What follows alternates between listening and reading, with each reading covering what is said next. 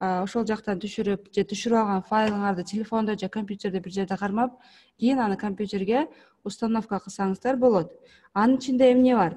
Кече бул папканын ичин ачып, 2 папкадан турат. Биринчи установочный файл Adobe CS3 мына Photoshop. Setup'ты басып, кече муну установканы басып баштап койгонбуз. Көп убакыт алган үчүн сабак учурунда бул бүтпөй калды. Уландысын мен сабактан кийин уже бүтүрдүм. Андан кийин пока эч нерсе кылган жокмун. Эми программаны активациялаштырыш керек. То есть иштей турган кылып бул жерде crack деген файл бар, аны компьютерге коюш керек. Мына папканы ачканда Photoshop crack деген файл бар, папка. Анын ичинде бир эле файл бар, Photoshop деген. Муну алабыз. Каяка алабыз? Азыр компьютердин системный папкасынын бир жерине коюп коебуз. Photoshop, правая кнопка. Копировать бастык. Эми дальше. Ар бир компьютер, ар бир программа компьютердин ичинде белгилүү бир папкада ошол программанын файлдары, папкалары сакталат. Adobe Photoshop'ты биз кече установка жасагандан кийин компьютердин ичинде локальный диск C. Ошонун ичинде бир папкада болот. Локальный диск C деген эмне? Компьютердин ичинде өзү бир гана память болот, бир гана как флешка, жесткий диск болот. Аны всегда ар дайым компьютерди уже колдоно баштаганда экиге бөлүп коюшат. Бир жагында өзүбүздүн личный жеке маалыматтарыбыз болот. Сүрөттөр болушу мүмкүн, музыка, видео, эмнени сактаганы кааласак бүт ошол жака кое алабыз. Экинчи жарымында локальный диск C бул компьютердин системалык файлдары болот. Программалары, операционный системалары, программанын өзүнчө файлдары. Бул жака тийишпейбиз көбүнчө. Андан кийин компьютердин системасы бузулуп, же кайра башына системаны жаңылаш керек болгондо, C өзүнчө жаңыдан форматталат, ичиндеги бар жок өчүрүлүп, кайра программалар коюлат. Экинчи жагындагы папкалар өзүбүздүн жеке файлдарыбыз, алар өчпөйт. Алар өчпөш үчүн аны экиге бөлүп коебуз. Итак, на локальный диск C'да биздин программанын файлдары, папкалары бар. Photoshop дегендин папкасын табышыбыз керек. Program Files. Именно Adobe деген фирмага караштуу Photoshop. Adobe'тун аябай көп продуктулары бар, көп программалары бар. Photoshop'тан башка дагы көптөгөн программасы бар. Adobe Premiere, Adobe видео монтаждоочу аябай кыйын сонун программалары бар. Бизге азыр кайсы керек? Adobe Photoshop CS3. Муну ачтык. Бул жерде Photoshop'тун системный файлдары сакталган. Бул жакта эч нерсеге тийишпейбиз, эч нерсеге өчүрбөйбүз. Бул жакта бир нерсе өчсө же уже кошулса, уже программабыз ката иштеп калат. Эми бул жерге биз интернеттен түшүргөн, мен силерге бөлүшкөн папканын ичинен Photoshop деген файлды копировать деп алып алабыз. Правая кнопка копировать. Эми өзүбүздүн компьютердин локальный диск C'нын ичине Adobe деп Photoshop'ты таптык. Ушул эле жерге правая кнопка вставить дейбиз. Заменить файл. Мен уже муну жасап койдум ошого. Муну эскертет компьютер. Бул системный папка. Бул жакка сен көчүргүң келет абы? Точно. Ооба. Бул жакка келсин. Всё, мына келди. Эми биздин программабыз толук версиясы иштейт. Бул жакты уже жабабыз, экинчи ачпасак деле болот. Дальше кеттик. Эми программа каяка түштү? Биз программаны установка кылдык. Эми компьютердин кайеринде? Меню пуск. Все программы, мына бүт компьютерде болгон программалардын баары ушул жакта чыгат. Биз эми бул жерден Adobe Photoshop'ты табышыбыз керек. Мынакей Adobe Photoshop CS3.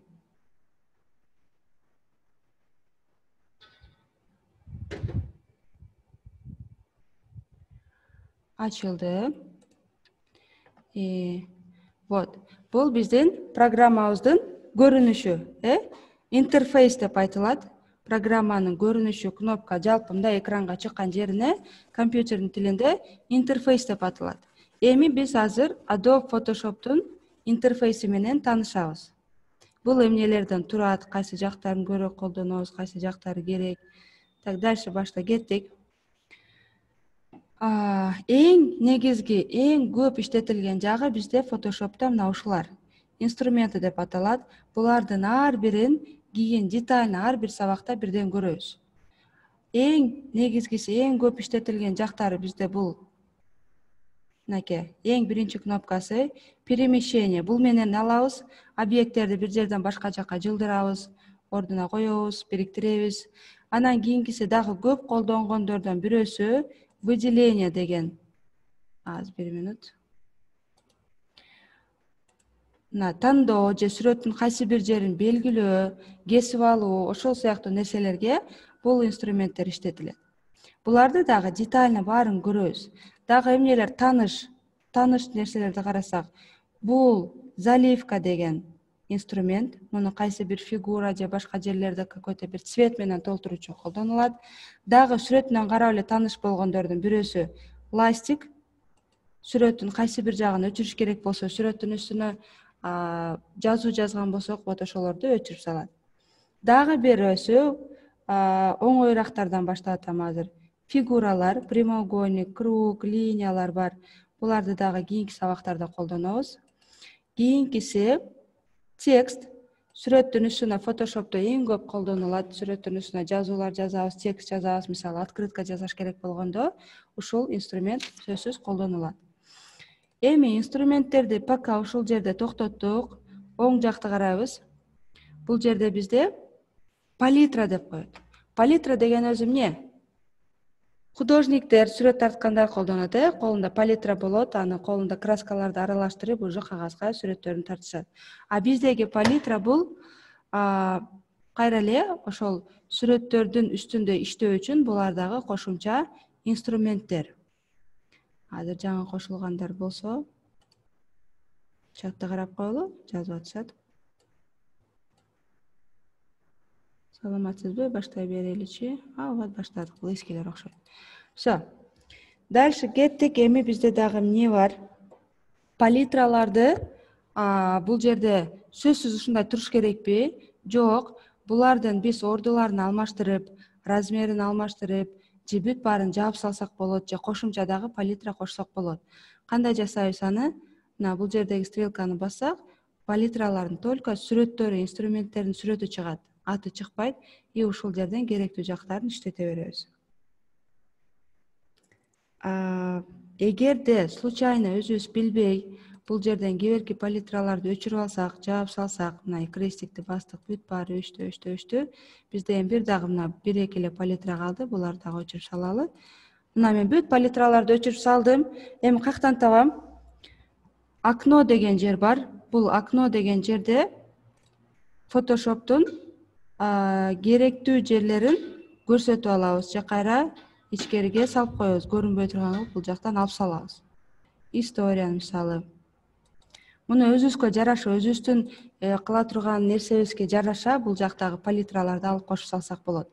А эми по умолчанию стандартный өзү кайсы палитралар туруш керек, ошону эле коелу десек, бүт баарын өчүрүп салгандан кийин окно, рабочая область по умолчанию. Ошо программаны ачканда дайым ушундай турсун, мага ушул эле жагат, вот ушундай жетет. Все, муну көп деле өзгөрткөнгө кереги жок. Муну эми кийинки уже более профессионал болуп үйрөнгөнүңөрдө өзүңөргө жараша кошуп, алмаштырып, өчүрүп салсаңыздар болот. Дагы бир чатты карап коелу.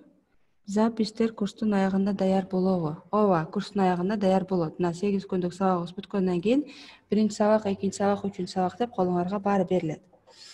Эми кийинки кеттик, дагы инструменттерди карасак, инструменттерди дагы мындай кылып көрүнүшүн алмаштырсак болот. Бул жерде эмне болду? 1 линия, 2 линия болду. Photoshop инструменттери ушулардан гана турабы? Жок. Бул жерде карагыздар. Ар бир кнопканын жанында мындай кичинекей бир стрелка бар. Силерде телефондон көрүп атсаңыздар жакшы көрүнөбү билбейм.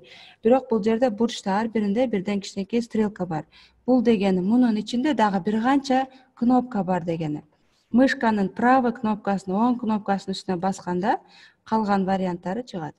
Ар биринчинде башка варианттары бар. Мынакей. Все, эми кыскача Photoshop'тун кнопкалары менен тааныштык. Эми Photoshop'ко биз кантип сүрөт киргизебиз, кантип жаңы бир процессти баштайбыз. Итак, файл деген менюсуна кирдик. Новый десек, новый десек, биз өзүбүз каалаган, биз айткан размерде, ширина, высотасын өзүбүз айтабыз. Мына кошуп коелу. Все. Жаңы бир бизге жөн эле ак барак берет. Жөн эле бир ак барак берет. Бул акпы? Жок. Бул прозрачный болду. Кандай аны түшүндүрсөк болот? Как мындай пленканын үстүнө бир сүрөт коюп койсок, калган жактары прозрачный же айнекке окшоп прозрачный болот. А муну ак деп дагы айтсак болот, ак деп дагы сурасак болот. Бизге прозрачный эмес, бизге ак фон керек. Новый, мынакей непрозрачный, белый. Уже бул жерде ак фон керек, үстүнө каалаган нерсебизди кошо беребиз. А жок, мага фон кереги жок, мага новый жаңы барактын кереги жок, мен даяр эле сүрөттүн үстүндө иштейм. Аны кандай кылабыз? Файл, открыть дейбиз. И бул жерде компьютерден бизге уже айтат. Мына ушул сүрөттөр бар, ушул жактан бирөөсүнү тандап алды. Photoshop'тун билесиздер, аябай бул күчтүү программа. Бул жерде аябай сонун нерселерди жасаса болот. Уже адамдын фантазиясына калат биринчисинен, и экинчисинен Photoshop'ту канчалык деңгээлде билет. И фантазиясы дагы аябай күчтүү болуп, Photoshop'ту дагы прям сонун билсе, андан жасаган сүрөттөрү эч ким жасай албай турган прям профессиональный сонун сүрөттөр ойлоп тапса болот. Мына бул жерде азыр бир канча мисал интернеттен жөн эле алынган 2-3 сүрөттү көрсөтөм. Photoshop'то жасалган. Photoshop'ко кайра эле бүт эле дайым идея керек и Photoshop'ту жакшы билүү керек. Ушу эки нерсени бириктирсеңиздер, сонун проекттер ойлоп тапса болот. Бул жерде мына тоже какой-то бир журналдын башка бети, Photoshop'то жасалган. Кайра эле мына, көрдүңүздөрбү? Тоже необычный, жакшы, кызыктуу бир сүрөт. Муну жасаган оңой эле болуш керек деп ойлойм. Муну кийин кааласаңыздар ушундай сыяктуу бир сүрөттү жасап, өзүңүздөрдү кийин сүрөткө тартып, ушинтип да кошумчалап, кошумча деталдарды берип, ушундай нерселер жасасак болот. И дагы бир сүрөт, дагы бир необычный. Бул жерде эмне? Эки сүрөт бириктирилген. Эки сүрөт бириктирилгенде ушундай башкача бир сүрөт чыгат экен. Эми Photoshop'тун өзүнө кирип, Photoshop'тун өзүндө уже сүрөттөр менен иштей баштасак. Файл, открыть. Кайсы сүрөттөн баштайбыз? Азыр бул жактан эстеп алайын өзүмө. Итак, бир сүрөттөн баштайлы. Слай эмес. Мисалы, бул сүрөттү алайлы. Эми бул сүрөттү азыр пока биз Photoshop'ту жөн эле ачтык. Эмнени үйрөнтабыз? Photoshop'то жаңы сүрөт ачканды үйрөнтабыз. Эми сүрөттүн үстүндө бир аз өзгөрүүлөр киргизип, аны сохранять эткенди көрөбүз. Компьютерге кайсы түрлөрдө сохранять этсек болот, анан окончательный варианты кандай болот, азыр ошолорду көрөбүз. Бул эми бир сүрөт дейли. Мунун үстүндө бир аз иштедик. Мисалы, бир өзгөрүүлөрдү киргиздик.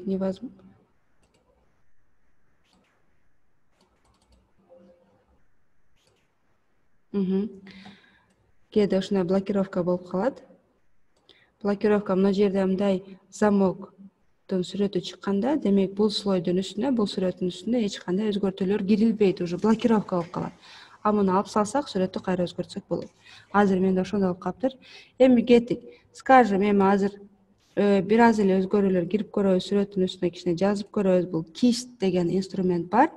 Инструмент кист, карандаш, замена цвета. Азыр жөн эле бир кист алабыз. Бир аз үстүнө жөн эле мындай кылып жазып көрөбүз. Анан бул элементарный, эң башкы начальный стадия. Эми ластик менен эмне кылдык? Өчүрдүк. Мына ластикти карасаңыздар, бул сүрөттүн үстүндө жазылган текст гана, сүрөттөр гана эмес, сүрөттүн өзү дагы өчүп кетет. Ошого ластикти колдонгондо аябай аккуратно колдонуш керек. Эми, скажем, случайно мен ошо туура эмес бир нерсе жасап алдым. Мен сүрөттүн кайра биринчи абалын алып келишим керек, биринчи состояниясын алып барыш керек. Муну кандай кылабыз? Photoshop'то история деген жери бар. Палитралардын ичинде, мына оң жакта история деген жери бар. Бул жерде биз жасаган ар бир нерсе кадам болуп жазылат. Бир кадам вверх эле, 5 кадам жогору, или эң начальный стадиясын алып барайлы десек, бүт баары бул жерде бар. Мынакей история. мынакей ластик колдондук, 3-4 жолу колдонупбуз. Мынакей буга чейин келдик, дальше бардык. Кайсы жерине бассак, буга чейинки болгон процесстер, буга чейинки болгон нерселер уже отмена болуп өчүп калат. И кайра эң башына чыксак, жөн эле открыть, мына биз сүрөттү жөн эле ачтык. Эми дагы эмне жасасак болот? Эми сүрөттүн үстүнө сүрөттү аны телефондон деле азыр көп телефондор уже поддерживать этет. Телефондун ичиндеги фото редакторлор деле муну жасай алат, но Photoshop'то деле бар эмне деген функция обрезка. Сүрөттү ашыкча жактарын алып салуу. Crop деп айтат муну английскиде. Мынакей обрезка тандагандан кийин сүрөттүн биз керектүү жерин гана белгилеп алабыз.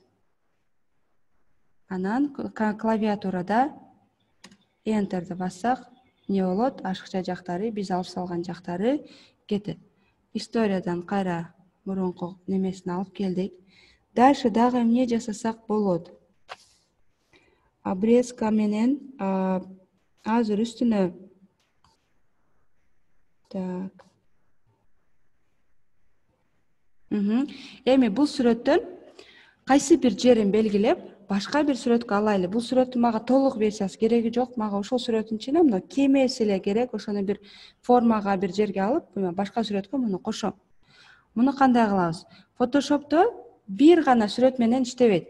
Photoshop'то азыр бир канча сүрөттү алып, бир жактан бир жакка алып, бир жактан бир жакка кошуп бириктирсек болот.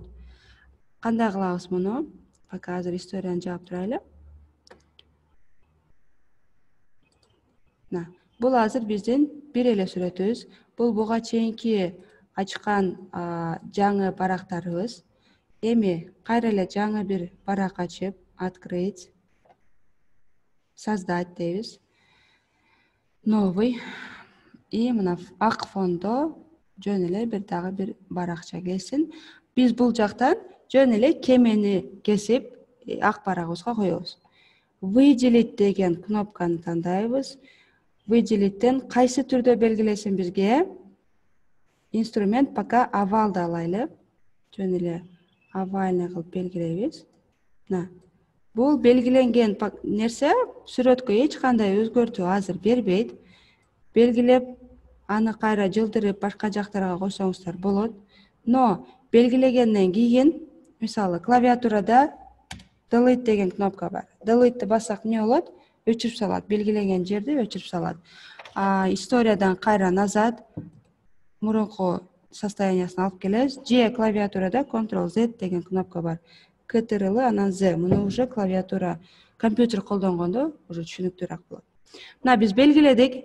Эми бир гана ушундай түрдө белгилесек болобу? Биз башкача необычный формаларда белгилегибиз келет десек. Буга кошумчалап дагы башка форма кошсок болот.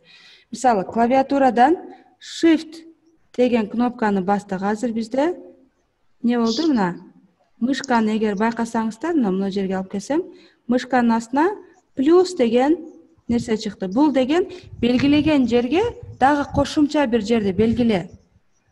Ушул жерден дагы башка бир форманы тандап, Shift'ти кармап басып туруп, анан дагы кошумча дагы башкача формада алып барам десеңиздер, дагы кошумчаласак болот. Же эми мен бул жактан белгилеген жерден бир-эки жерин алып салгым келет. Кандай кылабыз? Alt'ты басабыз. Клавиатурада Alt деген кнопка бар.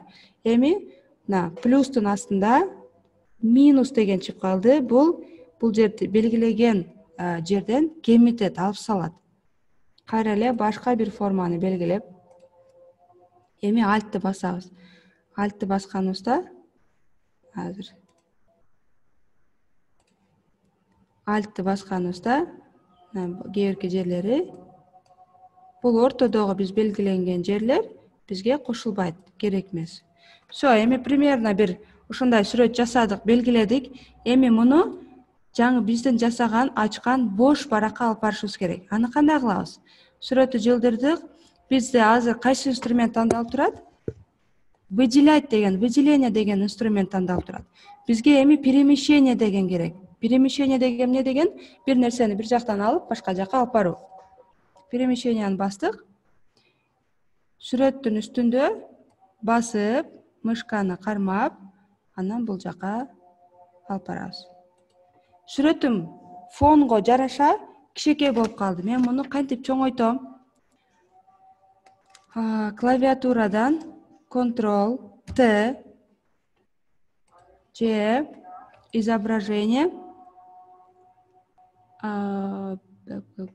редактирование, изменить размер деген бар. Вот, свободное трансформирование деген бар. Или трансформировать, Ctrl-T мына. Бастым, бул сүрөтүмдүн размерин алмаштырам. Точкаларын басып, муну чоңойтуп, дагылып, размерин уже даярдап бүткөндөн кийин клавиатурадан Enter'ди бассам гана уже ордуна келет. Ага чейин уже өзгөрбөйт. Дагы бир жолу Ctrl-T. Муну бир гана ушундай формада койсок эмес, муну бир аз мындай айландып, башка жагып, да чагылып койсок болот. Бияктарын алмаштырып, уже бул адамдын эмне жасашына, эмне жасашты пландап атсаңар, ошого жараша алмашат. Enter. Пока муну өчүрдүк, мунун пока кереги жок. Эми мына экинчи сүрөтүбүз дагы деле ошол бойдон турат. Биз бул жактан выделять этип, нар жакка копиясын алып бардык. А бул жерде белгиленген жерлерди алып салышыбыз керек. Всё, мага бул жакпай жатат, мен муну алып салам. Правая кнопка.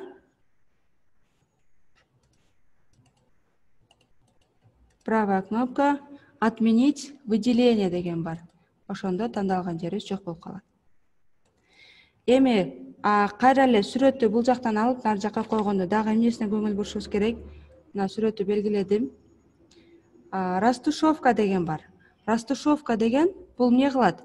Сүрөттүн чет жактарын жумшартат. Азыр айырмасын көрөбүз. Бул жерде азыр растушевка 0 болуп турганда кандай болуп барат?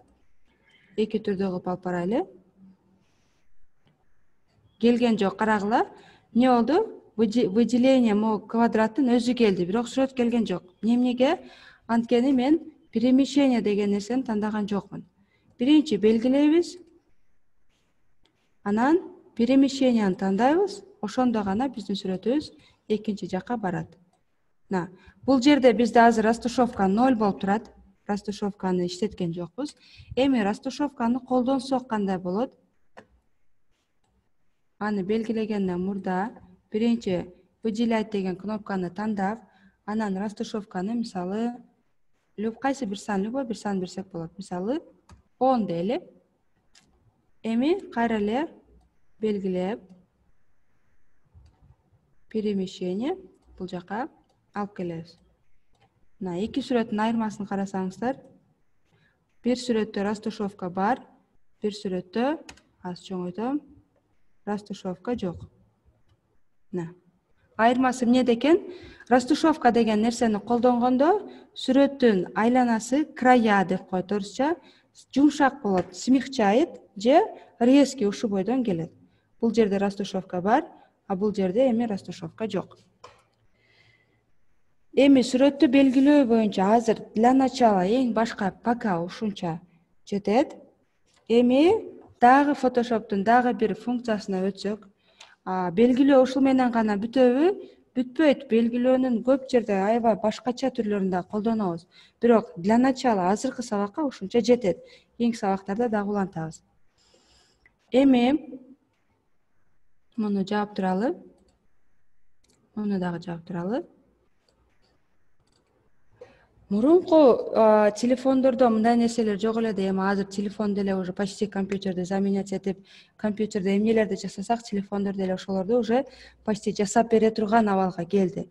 Конечно, бирок профессиональный мындай Photoshop же видео редакторда кыйын программаларга жетпейт, бирок жөнөкөй адамды, мына жөнөкөй өзүнчө керектүү иштерин бүтүрүп бере алат. Ошол темада мына эффект красный класс деген нерсе бар. Бул мурунку телефондордо жок эле. Билесиздер, мурун сүрөткө түшкөндө, караңгыда өзгөчө вспышка менен сүрөткө тартканда эмне болот? Көз кызарып калат. Ошону азыркы телефондор мына уже алып салат. Бирок мурунку телефондордо мындай жок болгончо, муну бир гана компьютерге салып Photoshop менен жазсак болот эле. Ошону да кыскача көрсөтө кетели. Так, каерде? Мынакей. Тоже бир инструменттердин ичинде инструмент красные глаза деген бар. Муну кандай иштетебиз? Сүрөтүбүздү чоңойтуп, мынакей. Сүрөттүн үстүнө бассак, уже компьютер сразу аны көрүп, красный глаз уже программасы ошондо кызыл жерди сразу өзгөртүп, уже оңдоп берет. Дагы бир сүрөттү ачып көрөлү. Мына кайра эле көздүн үстүнө эле басканда, муну башка жакка басып койсок болобу? Мына, эч нерсе болгон жок. Бирок көзгө келгенде бул уже көздү сразу түшүнөт, көздү оңдоп коет. Мына ушундай.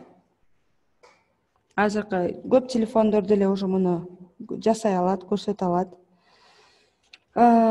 Так, дальше кийинки темага өтсөк, красный глазаны өттүк. Азыр буга чейин эми кыскача кайталай кетели. Photoshop'тон азыр буга чейин эмнелерди үйрөндүк? Биринчи, Photoshop'ту активация жасаганды үйрөндүк. Экинчиси, Photoshop'ту ачкандан кийин инструменты деген жагынан бир канча өзүбүз тааныган, билген инструменттер менен тааныштык. Экинчиси, палитралар менен тааныштык. Палитраларды кантип кошуп, өчүрүп, аларды дагы өзгөртсө болот, размерин чоңойтсо болот экенин көрдүк.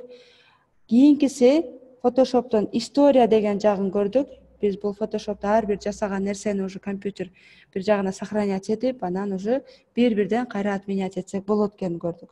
Анан кийин эмнени көрдүк?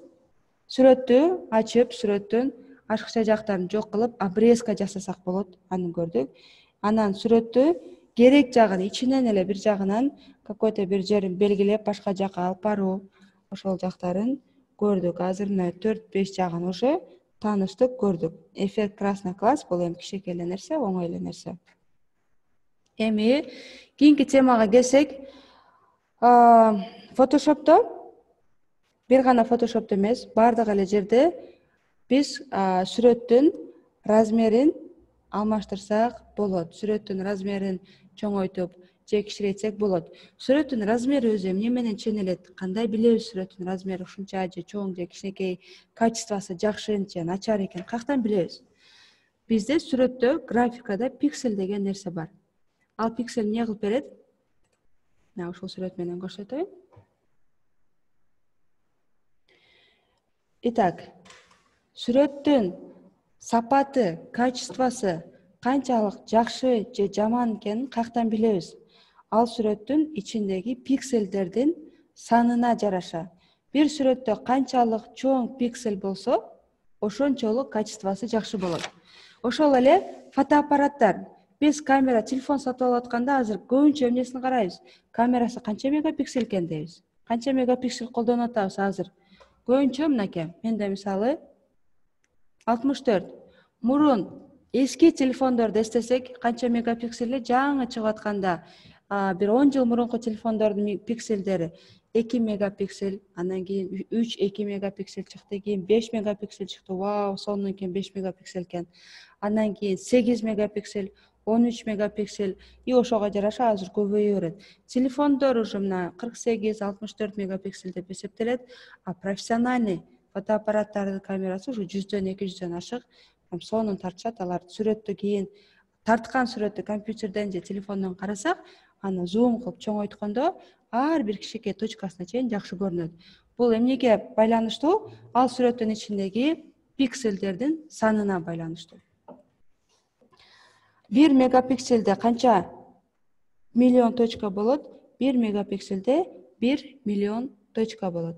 Ошол сүрөттү мына точка кылып чыкканда, канчалык көп точка болсо, ошончо сүрөттүн сапаты жакшы болот. Эми мына мисалы сүрөткө камерага, телефондун камерасына сүрөткө тарттык, анан биз көбүнчө сүрөттү каяктан жөнөтөбүз бири-бирибизге? WhatsApp'тан жиберебиз. Мага кече түштүк, ошолорду жиберип кой дейбиз, Анан кийин эле карасак, камерадагы сүрөт башкача, анан WhatsApp'тан келген сүрөт уже эмне болот? Сапаты бузулат.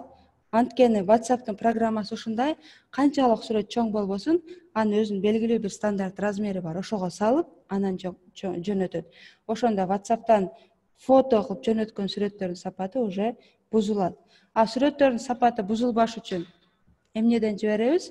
Эгер колдонсоңуздар, Telegram деген программа бар. Telegram'дан жөнөтсөңүздөр, анда сүрөт Канча мегабайт болсо, 10 мегабайт болсо, 10 мегабайт бойдон барат. Кичике болсо кайра эле ошол бойдон барат. Эми азыр дагы бир-эки мисал көрсөтөм. Мынакей ушул 3 сүрөттү карасак. Бул жалпы сүрөттүн ичинде 72 точка деген эмес. Бул компьютердин тилинде инч деген нерсе бар. Бул инч, как бизден ченем немелер бар го, сантиметр, метр сыяктуу. Графикада инч деп эсептелет. Инч, бир инч деген жерде 72 точка экен бул жерде. Бул сүрөттүн сапатын караңыздар. Эми бул жерде 1 инчте 150 точка. Бул жерде 300 точка. Демек, 1 инчте канчалык көп точка болсо, ошончо сүрөттүн сапаты жакшы болот экен. Жакта дагы эмне бар экен? Так, азыр булар менен мен бул жакта көрсөтөйүн деген нерсем бүттү окшойт. Азыр да башка бир-эки сүрөт бар экен. Даярдап койгон. Вот. Сүрөт көрүндүбү?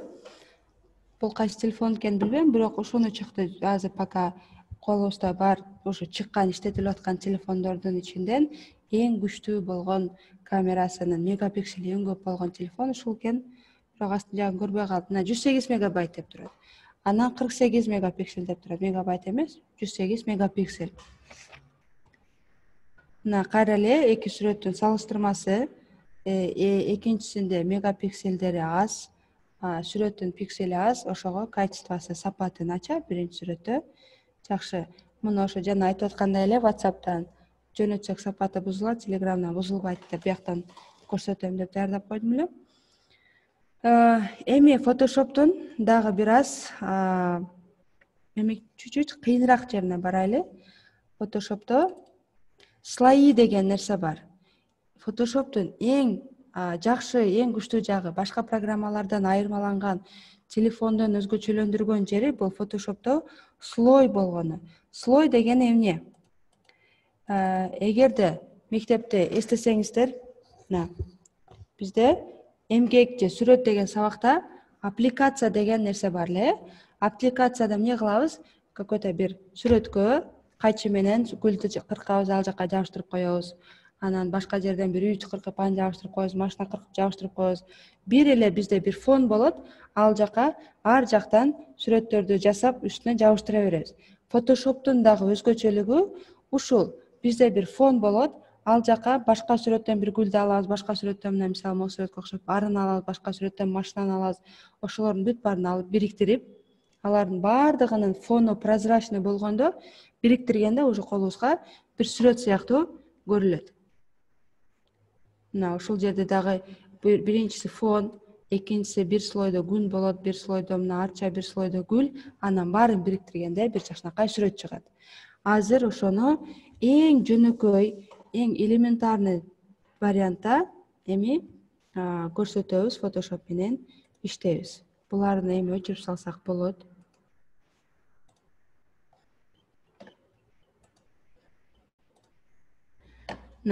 Photoshop'ко бизде папкадан сүрөт киргизүүнүн дагы бир жолу кандай экен? Эки жолу мына серый жерге эки жолу басабыз. Экинчи жолу муну бая жасадык уже. Файл, открыть. Кыскараак жолу, конечно, ушул серый жерге эки жолу мышка менен бассак, папкалар көрсөтүлөт. Слои деген мен папкада азыр колдоно турган сүрөттөрдү даярдап койдум. Мисалы, мына 3 сүрөттү азыр иштейбиз. Бир сүрөттү ачып аны ал менен иштесек, бир гана сүрөт менен эмес, бирден көп сүрөт менен иштесек болот. Дагы бир жолу файл, открыть. Мисалы, ушул фонго ушул машинаны азыр кошобуз, буларды азыр бириктиребиз. Анан дагы бир слой кошобуз, открыть. Биякта мисалы бир адам турат экен, аны кошобуз. Булардын баарын бириктиребиз. Хорошо. Мына биздин колубузда азыр эми 3 сүрөт бар. Биз азыр биринчи, давайте, бул киши туруп турсун.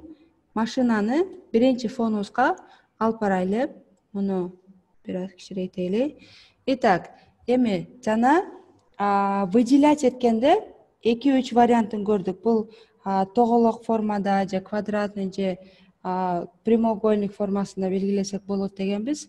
Эми сүрөттүн формасына жараша белгилөө түрлөрүн көрөбүз. Ал кандай? Мынакей. Бул жерде инструмент волшебная палочка и Quick Selection Tool. Quick Selection деген не дегени? Quick деген англискийден которгондо быстро, бат дегени, Selection выделять дегени. Ошондо ушуну иштетип көрөлүчү кандай болот экен. Мына, бастык. Уже эмне болду? Өзүнчө примерно какой-то бир жерлерди бизге белгилеп берди. Мына мышканы сүрөттүн үстүнө жылдырам. Компьютер пока өзүнчө эле ойлонуп, ушул жактары керек экен деп пока бизге азыр тандап берет. Бирок бизде карагыла, биз азыр машинаны белгилейбиз, бизге бирок ак жактары кереги жок. Ак жактарын алып салышыбыз керек. Эми азыр кайра баягы эле иштеткен Alt и Shift деген кнопкаларды иштетип, бул жактарын, машинанын только биз сырт жактарын белгилешибиз керек, ич жактары бизге калышыбыз керек. Целый машинаны экинчи фонубузга алып барабыз. Мына азыр биз пока примерно белгиледик.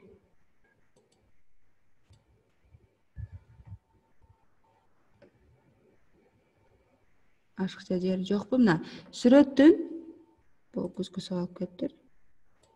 Сүрөттүн только тыш жактары белгиленди азыр. Биз муну кааласак азыр өчүрүп салсак болот. Но эми дагы бир жакшы нерсе бар Photoshop'то. Наоборот деген жер бар. Наоборот кыргызча кандай болот? Мисалы мына азыр сүрөттө Photoshop, машинанын айланасы белгилендиби? Эми ушул эле жерге правая кнопка инверсия выделенной области деген бар. Бул эмне дегени? Кайра айландырып кой. Сырт эмес, машинанын өзү белгиленсин. Биз белгиленгенде сырт жагын белгиледик, эми ошону переворот кылып которуп койду. Машина эле калды, сырт жактары кереги жок. Эми мына перемещение деген нерсени колдонуп, биз машинаны бул жерге алып келебиз. Конечно, азыр чуть-чуть неаккуратно болуп калды, это не страшно. Муну кийин уже более профессионально жакшы нерселер жасаганда оңдоп коебуз. Азыр бул жакка бул сүрөттү койдук. Бирок канчалык реалдуу көрүнүп атат, канчалык мындай чындап сүрөткө окшоп атат. Окшобой атат, анткени бул жерге сүрөт койгондо сөзсүз анын бир көлөкөсү турат, Ошону азыр кичинекей бир көлөкө кошуп көрөлү. Азыр слойду түшүндүрүп аттык эле. Слой боюнча дагы айта кетсек, Photoshop'то мына бул бизде фон, бул бизде биринчи слой, анан экинчи слой азыр адамды кошобуз. Ошондо 3 башка нерсе 3 слой болот. Анан уже бириктиргенде бир эле сүрөт болуп калат. Эми сүрөттүккө көлөкө башка кошумча нерселер кошуш үчүн правая кнопка параметры наложения. Бул слой жагынан иштейбиз эми. Правая кнопка параметры наложения. Тень деген жер бар. Өзү эле сразу теньди көрсөтүп берет. Бул тень өзү пока мына мындайча кылсак болот, мындайча кылсак болот, Анан анын мисалы түсүн аз өзгөртсөк болот, направлениясын алмаштырсак болот. Ал жака, конечно, мындай асман жака көлөкө түшпөйт, жерге түшөт. Цветин кааласак чуть-чуть ачыгыраак кылып койсок болот, Мына ушу жакшыраак болду окшойт.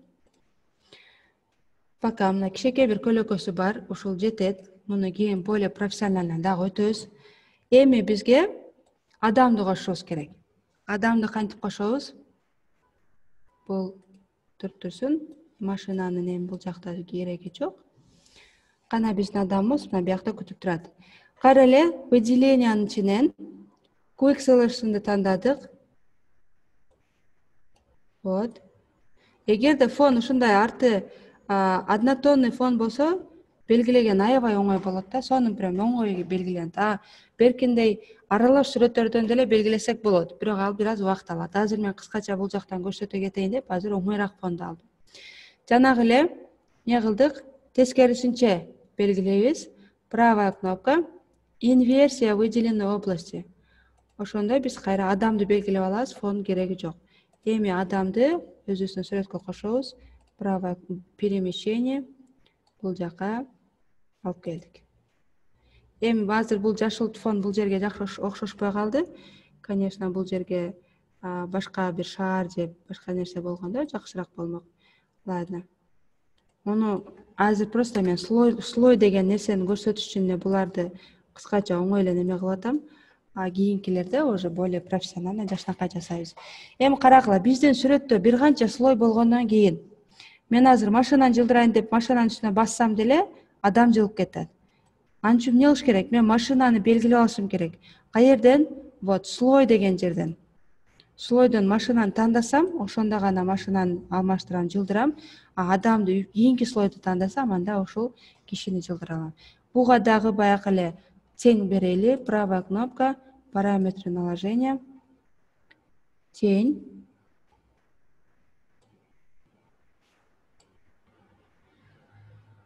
Ой. Бул жагында турат азыр.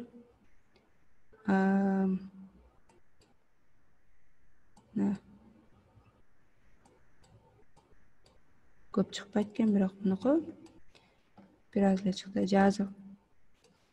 Бизде машина белгиленип калды. Экинчи слой, параметры наложения, тең. Вот эми адамдыкы болду. Так, мен теңге кирдик. Бул жерде көрдүңөрбү, функциялар жаман көп. Буларды кийин уже более дагы жазсак болот. Тең жерге түшүш керек, бирок мунуку азыр артында болуп калат. Ладно, муну кийин уже жакшынакай кылып жасайбыз. Азыр просто слойду эле көрсөтөлү экен. Окей, да. Мына Photoshop'тун слой дегенде мына ушундай болот. Бир сүрөткө ар жактан ар нерсени кесип, кошуп, бириктиргенде уже эмне болот? Бизде слойлор менен иштеп калабыз. Photoshop'та жасаган нерсесин башка программалар эмнеси менен жасай албайт. Вот телефондо же жөнөкөй же кыйын телефондордо, прям аябай кымбат телефондордо деле мындай слой менен иштеген программа жок. Ошого Photoshop уже незаменимый программа болуп калган да. Слой боюнча түшүнүктүү эле болдубу? Эми Photoshop'тон биз мисалы иштеп баштадык, бир канча нерсе жасадык. Эми мен бул жерде бул сүрөттү мен кайра улантам, азыр бүтө элек, бирок аз чыгышым керек, компьютерде өчүрүшүм керек. Эми муну компьютерге сохранять этип коелу. Файл, сохранить. Сохранить эткендин бир канча жолу бар. Эгерде сиздер мына менин сүрөтүм уже бүттү, мен буга эми эч кандай өзгөртүү киргизбейм, уже бүттү, мен мисалы интернетке коем же бирөөгө жиберем десеңиздер, муну сүрөт форматында сактап алсаңыздар болот компьютерге.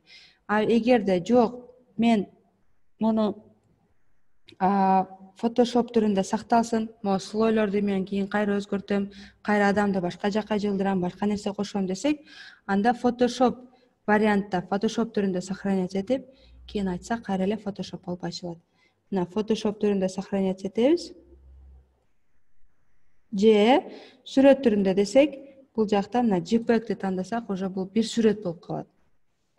Кийин бул жактан биз адамды же машинанын ордун жылдырып өзгөртө албайбыз. Азыр Photoshop түрүндө эле сактайлы. Кайсы жерге, скажем, рабочий стол, экранга эле сохранить этилсин. Окей. Жаптык. Бизде мына үчүнчү болуп Photoshop түрүндө турат. Айтсак кайра эле Photoshop болуп ачылат.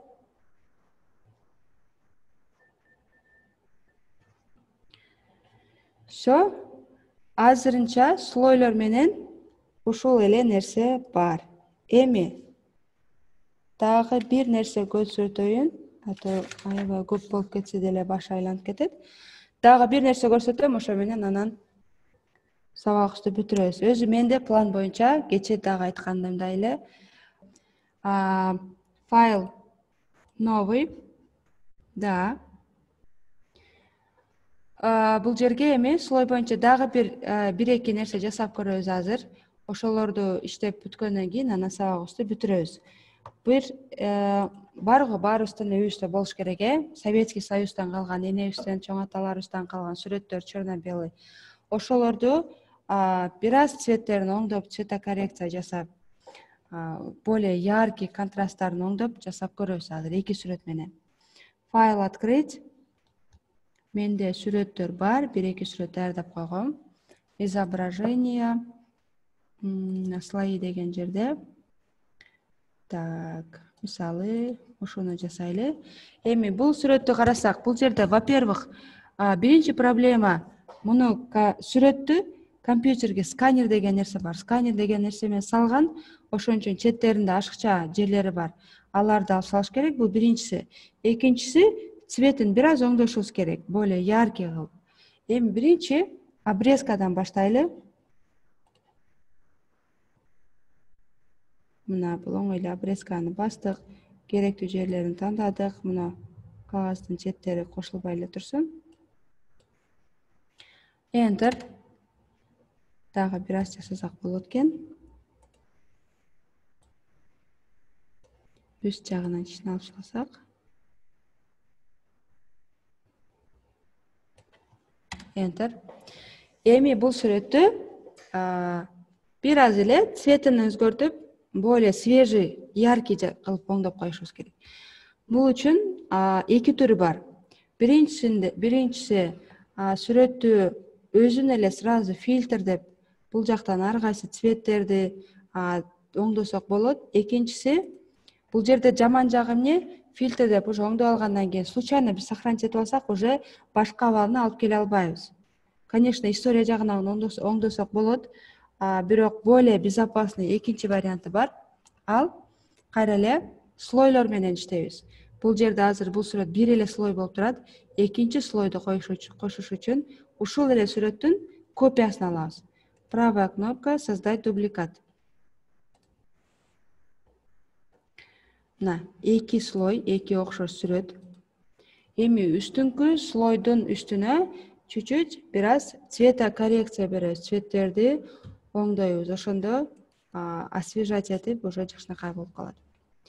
Мисалы, бул жерден осветление деп көрөлү. Ар кайсы мына перекрытие мына көп. Мисалы, мону жасасак, уже эмне болду? Более жакшынакай мындай свежий болуп калды, яркий болуп калды. Тандадык. Эми мына непрозрачность деген жери бар. Бул сүрөттү эмне кылат? Прям темный болгон жерине бир аз прозрачный кылып оңдоп берет. Бул жерден чуть-чуть оңдосок.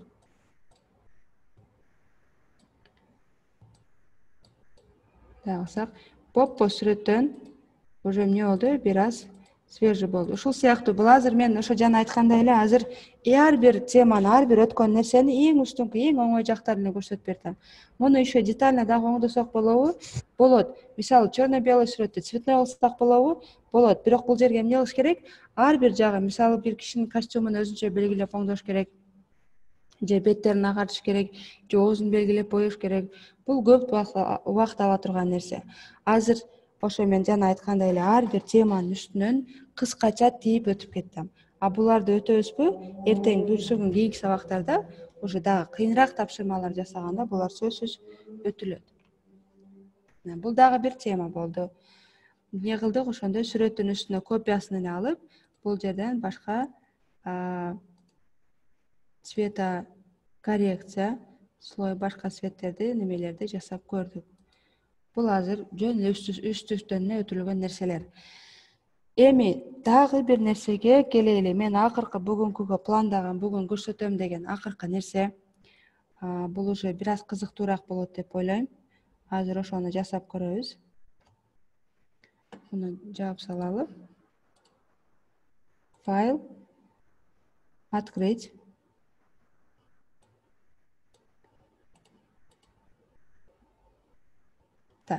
Мисалы, бул бир сүрөт. Бул кинонун кайсы кино эле? Люди в черном беле. Сүрөттө биринчиден азыр бул кишинин бетине бир аз сакал беребиз. Сакал чыгарабыз.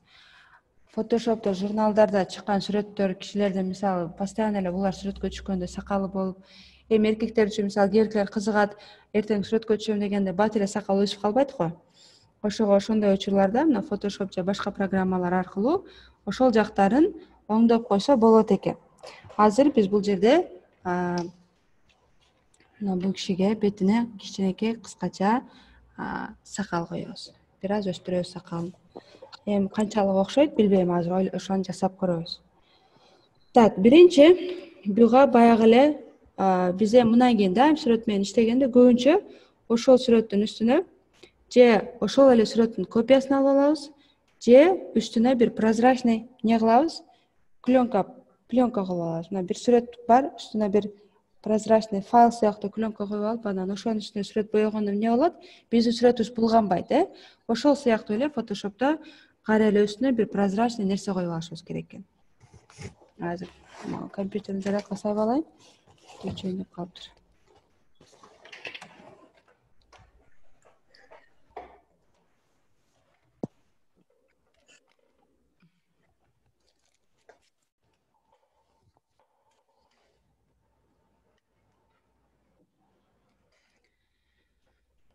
Так, все, эми сүрөттү чоңойтойлу.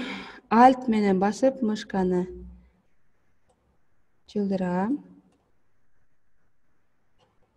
Аябай капалуу болуп отурат го. Мына бетин чоңойтуп алабыз.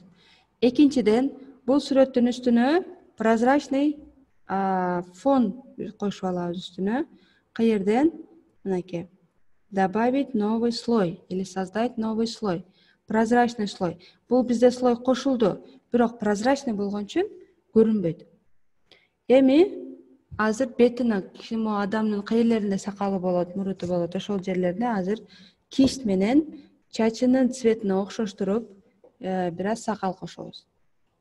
Кисть деген немени алдык. Где вот инструмент кисть. Эми кистти тандаганда бул жерде кисттин аябай көп варианттары бар. Тоголок или мындай сыяктуу более точка болгон. Мисалы мына муну алдык. Эми бетине жазып көрсөк болот экен. Жана чоңойтуп кичирейтсек дагы болот. Бир аз чоңойтуп койсок дагы болот. Бул жерге кошулуп калды. Так, мына бетине эми мындай кылып боеп чыгайлы. Биз азыр сүрөттү боёгон жокпуз. Сүрөттүн үстүндөгү слойду боеп атабыз. Ошого биздин сүрөт ошол бойдон турат. Сүрөт булганган жок. Мына коштук бир аз. Эми азыр оңдоп алайлы. Так, эми азыр фильтрлар менен иштейбиз. Мен азыр менюм бияка туруп компьютердин эмеси көрүнбөй калды. Всё. Сүрөтүбүз бүттү, даяр. Эми фильтрга киребиз. Фильтрда мына шум деген нерсе бар. Создать, добавить шум. Так, равномерно эмес. По гауссу. Да, болуп турсун. Кээ бирки настройкаларды компьютерде, Photoshop'то уже көп нерсесин жаттап алышыңыздар керек да. Эмнени бассам эмне болот, кайсын басса кандай болот. Ошондо уже кийин өзүңөр дагы ушундай нерсе жасагым келет дегенде оңой эле болот. Так, да. Бул азыр эмне кылды? Бир аз мынтип боелгон нерселерди мындай сакалга окшотуп, пока ушундай сайыла турган көрсөтүп берди, магниттин майдаларына окшоп. Эми дагы бир фильтр иштетебиз. Сакал кандай өсөт? Сакал мындай беттен баштап, центрден баштап ар жака мындай түз өсөт го. Ошону эми фильтр менен оңдойбуз. Кандай кылып? Биринчи бул жерден выделять этип коебуз. Бетти. Ошондо мына центр бул жак болсо, ушул центрден баштап сакалы бияктан бул жака, бул жактан бул жака, ар жака карап өсө турган кылып центрден өзү эки жака алат. Эми кайра фильтр, размытие, радиальное размытие деген бар. Так, наилучшее размерин бул жерден 5 дейли. Кольцевой болсун ооба. Линейный десек кандай болот? Азыр попробуй. Мына. Бир аз сакалга жакынга окшоду, бирок мунун үстүндө кайра иштеп, кайра оңдош керек. Эмне кылабыз? Могу белгилеген нерсени азыр эми алып салалы. Правая кнопка, отменить выделение. Эми уже бул сакалдын бияктагы фильтрлер менен иштейбиз. Жесткий свет деп көрөлү. Перекрытие, замена светлыми. Цвет аябай эле ачык болуп кетти. Умножение деп көрөлү. Нет болбойт экен. Перекрытие деген болот, перекрытие. Анан мындай алсак деле болот экен. Эми муну прозрачностьты бир аз кошобуз. Азыр чачы ак болгон үчүн сакалы деле неме болуп калды. Или мындай кылайлы и прозрачностьты бул жактан азайтайлы. Бир аз сакалы барга окшоштубу? Бетин цвети кичине өзгөрүп калды. Эми муну ластик менен азыр түздөйлү. Ластик болгондо карагыла, бети өчпөйт.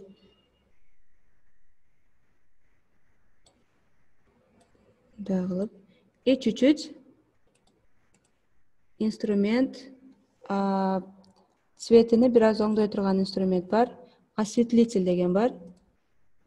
Ошондо мына бетинин цветини бул жактарды бир аз осветлять этсек. Мына ушу эмнеге окшошту? Караңыздар. Мына адамдын чындап сакалы өскөнгө окшоп калды. Эми бул жакты, конечно, формасын бир аз иштеш керек үстүндө. Бирок уже 1-2 мм сакалы өскөнгө окшоп калды. Алыстан караганда уже кадимкидей сакалдуу кишиге окшоп калды. Мына ушул сыяктуу Photoshop'то көптөгөн функция бар. Просто буга отуруп, компьютерде чындап отуруп үстүндө иштеш керек, жасаш керек, көп практика кылыш керек.